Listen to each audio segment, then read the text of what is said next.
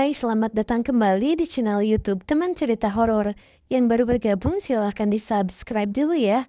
Oke, cerita horor malam ini berjudul Lembur di Kantor Berhantu.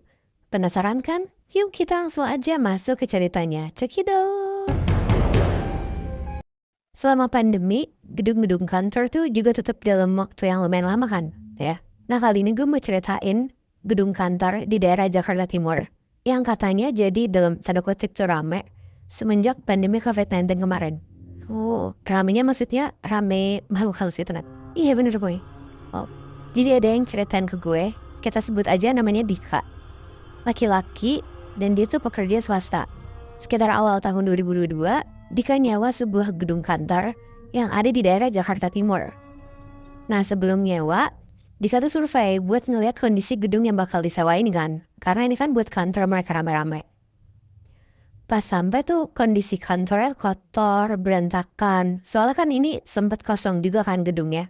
Dan gedung ini tuh bekas perusahaan yang bangkrut beberapa tahun lalu karena pandemi. Maksudnya gedungnya itu kayak rumah, ruko atau kayak gedung yang kayak DCBD gitu.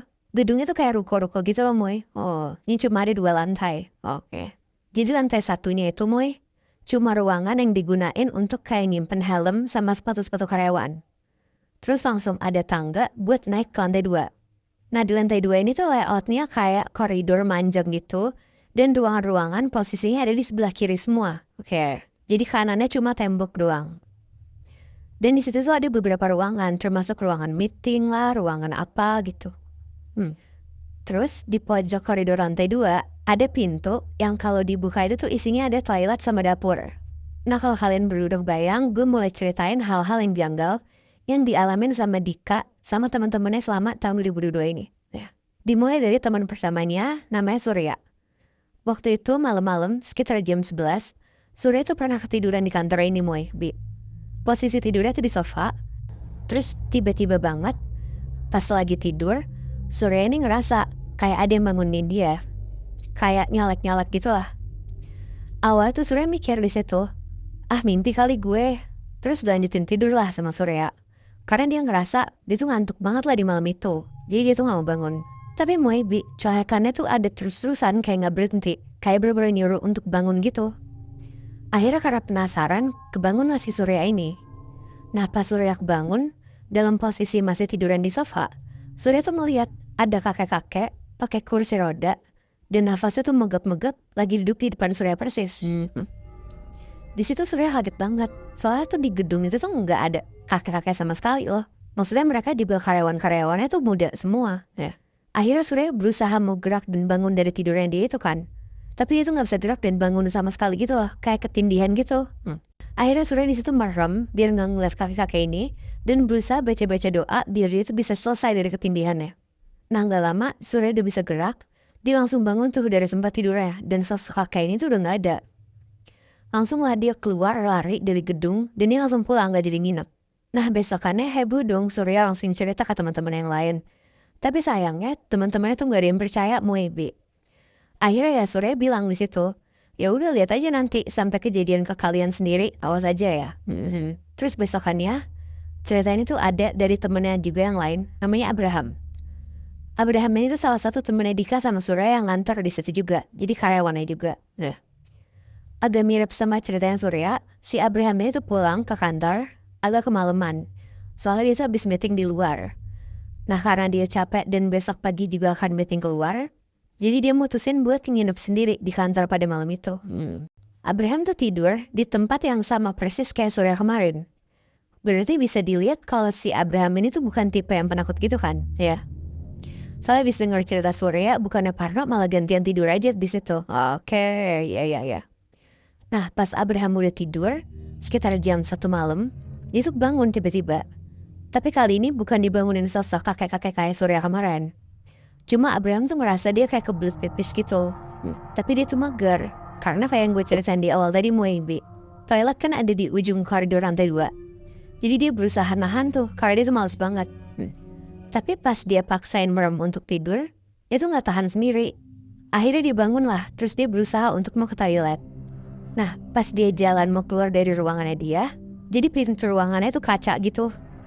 Jadi kelihatan kan dari luar tuh dia bisa ngeliat ada apa kan. Sekat-sekat tentang ruangan tuh cuma kaca doang. Iya betul ya. Nah pas dia mau jalan ke arah pintu, dia tuh kaget banget ngeliat ada perempuan cantik banget berdiri di luar ruangan pintu Abraham ini. Tapi Abraham yang masih setengah sadar dan udah lihat jam, refleks lah sambil ngebuka pintu gitu dia bilang, "Mbak maaf saya baru bangun." Karena dia mikir kayaknya ini udah kesiangan nih orang, terus ini tuh customer ya dia nih mungkin, ya. Nah pas pintunya dibuka lebar sama Abraham kaget banget perempuan cantik itu tuh berubah mukanya jadi hancur banget dan bau amis yang nyengat parah gitu ya. Aduh. Di situ Abraham langsung nutup pintunya kenceng banget dan lari ngumpet di balik selimut. Pelan-pelan dia nyoba ngintip ke arah pintu, tapi sosok itu tuh masih ada tuh. Perempuan muka hancur itu tuh masih berdiri di depan pintu sambil ngeliatin Abraham. Syah. Gemeter banget tadi di malam itu. Mau kabur keluar gedung pun, akses satu-satunya buat keluar kan ditutup sama sosok itu kan. Ya. Terus ya udahlah akhirnya dia berusaha buat tidur, dia meramin terus, sampai akhirnya dia ketiduran di malam itu. Nah lanjutnya, besokannya si Abraham udah mulai percaya tuh sama omongannya si Surya. Tapi Abraham gak mau cerita ke temen-temen ya, karena males diketawain dan gak dipercaya juga kan. Terus lanjutlah kali ini balik lagi kejadiannya ke si Surya. Jadi di hari itu, Surya lagi meeting sama customer di kantor, di ruang meeting yang ada di lantai 2. Dan kebetulan customernya ini tuh bawa anak kecil. Ini kejadiannya sekitar jam 7 malam. Pas kantor udah tutup berarti. Nah si anak customer ini tuh selama nunggu meeting, dia lari-larian terus tuh di koridor lantai 2. Sampai gak berasa ternyata meetingnya tuh udah jam 11 malaman. Oh. Terus tiba-tiba dari dalam ruang meeting tuh kedengeran kayak ada suara perempuan yang agak teriak gitu. Bilang, "Permisi mau ambil laptop yang diservis." Nah di situ Surya tuh langsung teriak, "Maaf mbak, kantornya udah tutup. Teknisinya juga udah pada pulang. Kalau mau kesini besok aja." Tapi Surya tuh sama sekali gak bergerak dari ruang meeting. Dia masih tetap meeting bareng customernya itu. Cuma teriak doang dan dia tuh gak ngeliat juga lah posisinya si cewek ini tuh dari mana asalnya. Abis itu tanpa dijawab sama perempuan ini, si anak kecil ini tuh ternyata nyamperin sumber suaranya Moebe. Dan posisi sumber suaranya itu tuh ternyata ada di dapur. Berarti di ujung koridor ke toilet kan. Ya. Larilah si anak kecil itu. Pas nyamperin sumber suaranya, si anak kecil ini tuh langsung lari ke ruang meeting. Niatnya sih mau laporan ya, dia ngeliat si perempuan ini. Terus anak ini tuh malah bilang, "Mama, kok mbak yang mau ambil laptop punggungnya bolong ya?" Terus ada darahnya banyak. Wah gak dengar itu mamanya langsung gendong si anak kecil ini dan izin pulang duluan lah ke si Surya. Tapi karena Surya juga takut, akhirnya Surya ikutan pulang ninggalin kantor dengan keadaan berantakan banget tuh kantor habis meeting. Ya. Nah sebenarnya masih ada lagi Moibi cerita tentang gedung kantor yang disewa ini. Cuma gue rasa cukup sampai sini dulu deh. Gimana kalau kita lanjutin di malam-malam berikutnya?